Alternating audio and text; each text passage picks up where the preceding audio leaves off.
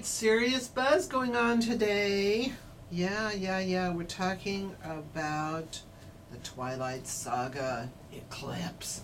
Okay, for those of you who are from another galaxy far, far away or over the age of about 16, this is the series. The first two, as I mentioned, were called Twilight, and then the Twilight Saga, New Moon.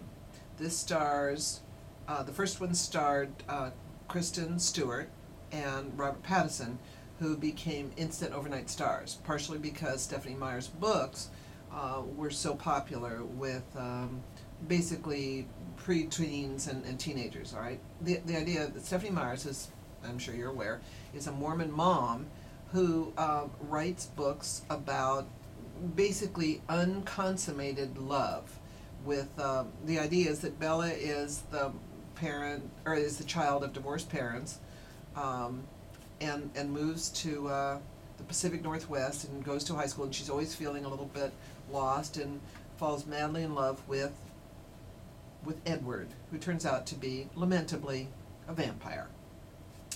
And not only a vampire, but an old-fashioned vampire, so that the passion is unconsummated at this moment. In New Moon, we introduce the adorable Taylor Lautner, who is known as, what's his name? It's Jacob. And he is a werewolf, just in case, from another tribe.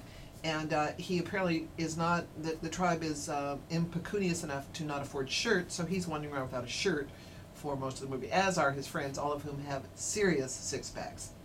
Okay, so in this one, which everybody agrees is the best of the three, there's actually kind of a plot here. There's the love triangle, where Bella is trying to decide whether or not to marry Edward, and Edward will not consummate this relationship until they're married, and the only way for them to be married is for her to become a vampire, which means that she will live forever, but she will lose all her friends, and she will outlive all of her friends, and her heart will stop beating, and she'll be very pale. These things matter, folks.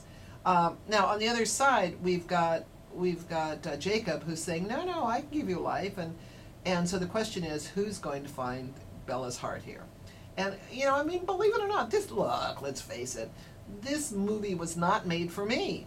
On the other hand, it's that you care about the kids. There is not anybody over the age of 30 to ruin the scenery.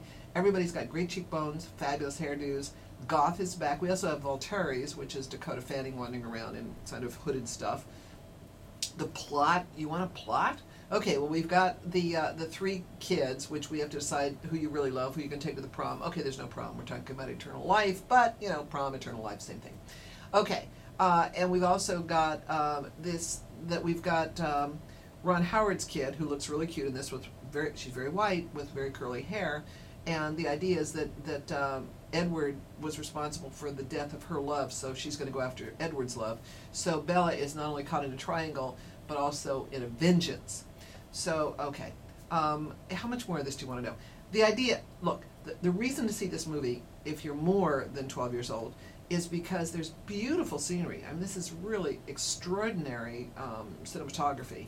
The kids are cute. As I said, even the mom and dad, who are the only adults that we see in this, look like they must have had the kids when they were 4. There's no one to ruin the scenery. They're all beautiful and great bodies and cute. And the reason, I was telling the guys this morning, at one point in my life, I saw the movie Annie.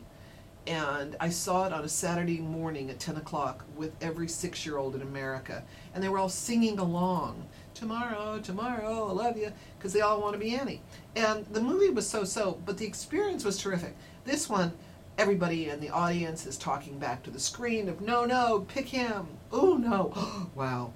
And there's enough sort of weird humor about this. It's not a terrible movie. When I reviewed it, I said, if you're a grown-up, you're probably going to give it 3 stars. If you're, a teenager, at least 4.5. So it will make serious money. As I said, the first two together have made over $1 billion. $1 billion. That's not a million, $1 billion. And this one, I think, will probably do the best of the 3. So if you want to be viewed as incredibly cool, take your 12-year-old to go see Eclipse. You won't hate it. And I mean, the values are, you know, we're not going to have sex till we're married, so there's that. And I mean, what can I tell you? You can read more of the review at drjoyreviews.com. All right. You know, it's not a terrible movie. It will smash everything this weekend, including Toy Story. I mean, it's going to wipe everything out. It's not an objectionable movie. All right. I know they're not going to use my quote. It's not objectionable, Dr. Joy Browne. Alrighty, 800-544-7070 on Dr. Joy Browne.